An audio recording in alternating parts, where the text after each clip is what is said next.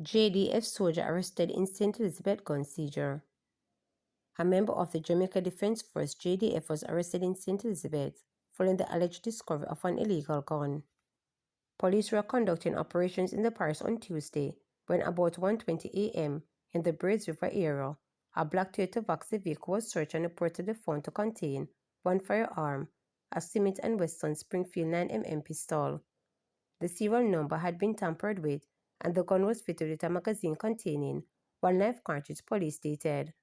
The driver was arrested and taken into custody, and the vehicle also seized. Cookie fatally shot by police in St. Elizabeth.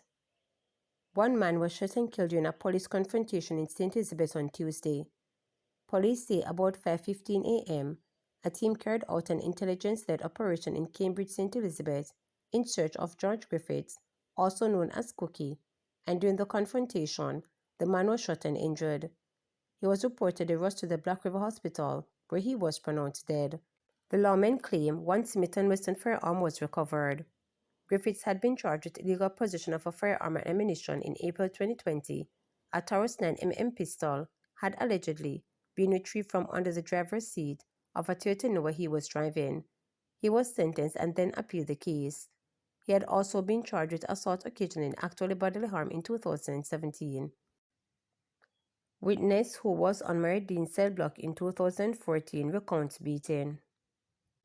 A man who was in custody at the time of Mary Dean's death gave a chilling account of hearing Dean being beaten by inmates in his cell on August 3, 2014. Dean, who was arrested for possession of Ganges Cliff, was reportedly placed in a cell number 4, which hosts mentally ill men. The witness who was convicted of the crime is a count 8 witness in the trial of the 3 cops currently underway in the Westmoreland Circuit Court. The witness in his testimony in chief also gave the reaction of the cops when they were informed of the incident. The witness also gave an account of the cops' behavior and comments after refusing bail for Dean because of comments he made about the police in general.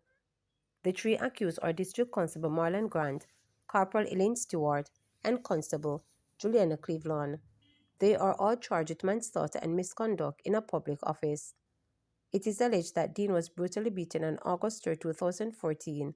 He sustained severe injuries to his brain, which left him in a coma. He died 3 days later at Connor Regional Hospital in St. James. The 3 cops were reported on duty at the police station when Dean was beaten. It is further alleged that Stewart, who has an additional charge of perverting the court of justice, instructed the cell in which the attack took place to be clean before the arrival of investigators from the Independent Commission of Investigations. Manchester engineer charged after pulling less firearm on man. A Manchester engineer has been charged after he allegedly pulled his last firearm on a man during an argument at Beach Club in Whitehouse, Westmoreland on Sunday. 47-year-old Richard Elliott of a Manchester address is charged with assault at common law and using a firearm to commit a felony. The White House police say about 12:30 p.m., Elliott and the man were involved in an argument, during which Elliott pushed him, pulled his Glock pistol from his waistband and pointed it at the complainant. A report of the incident was made to the police and Elliott was arrested after turning himself in on Monday. The police say his court date is being finalized. CXC revamped. Caribbean Examination Council CXC on Wednesday unveiled a raft of changes which it says made the beginning of the end of the region's premier assessment and awarding body as we know it as it transformed to greater regional impact. Registrar and Chief Executive Officer Dr. Wayne Webley speaking at a virtual press conference on Tuesday, which was the official start of the 2025 examinations, with the customary oral examinations in French, Spanish, and Portuguese, said effective January 2026, all examinations administered in the January sessions will be offered electronically, either as e-assessment or hybrid e-assessment. He told the briefing that in situations in which candidates are unable to write the examinations electronically, they will be accommodated in the May-June sessions, where both papers-based and e-assessment will be administered. CXC is repositioned. The strategic repositioning of CSEC marks the beginning of our transformation effort. This is the beginning of the end of the Carbon Examination Council as we know it, as we transform for great regional impact, he stated. He also noted that the body has been engaged since December 2023 in a comprehensive, strategic repositioning exercise heralding the beginning of the end of the old CXC. Wesley said the comprehensive, strategic repositioning involved a review of CXC's Article of Agreement to include expanded stakeholders' representation, enhanced accountability structures, relevant expertise, prudent oversight, and also the reimagining of assessment and certification. First of all, we'll be emphasizing the acquisition of skills and competencies, social, behavioral, and cultural, as well as using prior learning assessment in recognizing the competencies students and candidates have achieved.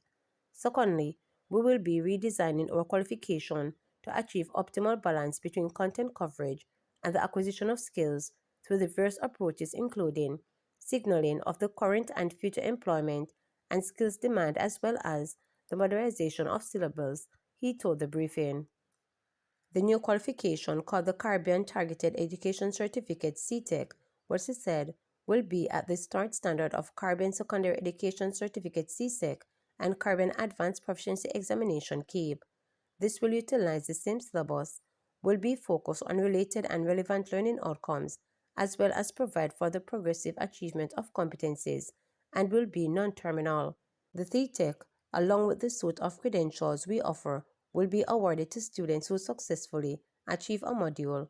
Then this will lead into our intermediate credentials, CSEC and CAPE, which will be awarded to those who achieve a defined set of modules as well as our macro credentials, which are awarded to students who have completed a certain number of CAPE and CSEC subjects, he explained.